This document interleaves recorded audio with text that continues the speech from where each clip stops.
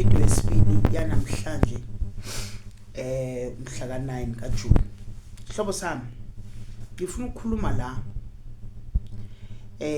ngokuthi kukhona amadlozi ekufanele siphume esibongweni noma siphume ebuhlobeni nabo sihlukanise nalo. Kunamadlozi ekhaya ahleze buya ngesikhali, kunamadlozi ekhaya ahleze buya ngokuphuphuma kwabantwana, kunamadlozi ekhaya ahleze buya ngeingozi zeimoto, abuye ngokuthi abantwana bayadlengulwe noma abuye ngobufebe noma abuye ngokudakwa. Lamadlozi akona amadlozi esiwadingayo enyameni. Amadlozi aneinkulumo ezingekho right emathongweni namathongo angawafuni. Ukulungiswa kwaleli dlozi kuyinto ejulile, kodwa kuyafunakala ukuthi uhlukanise phakathi kwaleli dlozi nawe. Kukhona insebenzo ke ekuthiwa eyesipoki nesithwalo, la khona sikuhlukanisa nayo yonke into ekwembathile ekwenza wenza izinto nawe uzuza ukuthi sekubhlungu.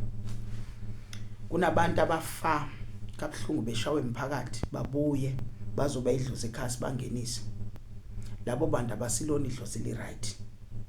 So ke ithongo lami lithi cha, hamba uyosiza abantu, sakubizela ukuthi usiza abantu. Umndeni wonke ke lo sikwenzela insebenzo yabafekezeli, silahla kwinto yomndeni wonke. Ma uwedwa uthi hayi ngihlala eflatini ngingedwa, mungakayimiseli ngokuqala umsamo wakho omusha, yekela. Ngoba ngifuna la sikhuluma ngomuntu othi ngizolahla leli dlozi mase ngiqala umsamo omusha. Ngoba abanye bathwasile bethwasa wona lamadlozi obufeba, ingakho umuntu athi mekathwasa mase yaqala yaqoma.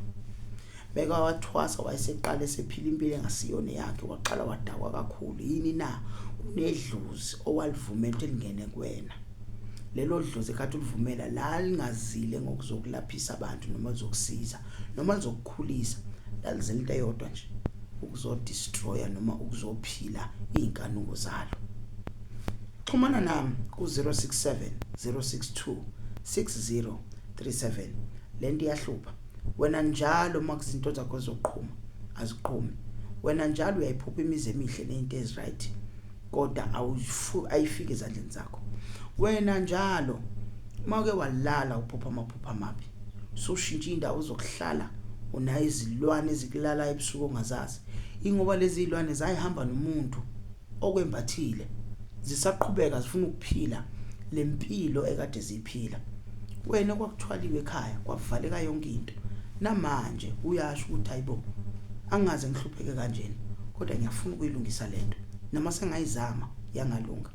Ngikhuluma manje ngeinsebenzo ezithi uma sizenze mase mase uyabuya la kaHlophe uzothi hayi cha ngiyabonga. But kona konke ngifuna ukuthi sakhe imsamo ezosebenzela. Abanye bathatha igubhu asibasebenzeli, bathathe inawo lisenzeli, kuthi wena udlala nje into embi kuwena. Khohlwa igubhu manje, khohlwa yona yonke leyo. Lungisa umsamo wakho ube nokhamba labantu abadala. Lolu khamba lizoletha ingcebo, lizoletha ukuphila, lizoletha umnotho ekhaya. Siyathokoza. 067 062 6037. Yona ngingoma babalale esigodlweni sengoma babalala ishoba lezitha umkhohlophe.